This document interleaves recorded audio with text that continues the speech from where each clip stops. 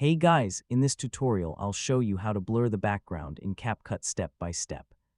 So if you want a more cinematic look, cleaner portraits, or better focus on your subject for TikTok, Reels, or YouTube videos, yeah, this guide will help you do it really easily. First, open CapCut and create a new project. Then import the video or photo where you want to blur the background. Now place your clip on the timeline and make sure it's selected. Once the clip is active, you'll see all the editing tools appear below. Next, tap on Effects, then go to the Video Effects section and search for Blur. So CapCut includes several blur styles you can use. Choose the blur effect you like and apply it to the clip. I mean, Gaussian blur and lens blur usually give the cleanest cinematic look.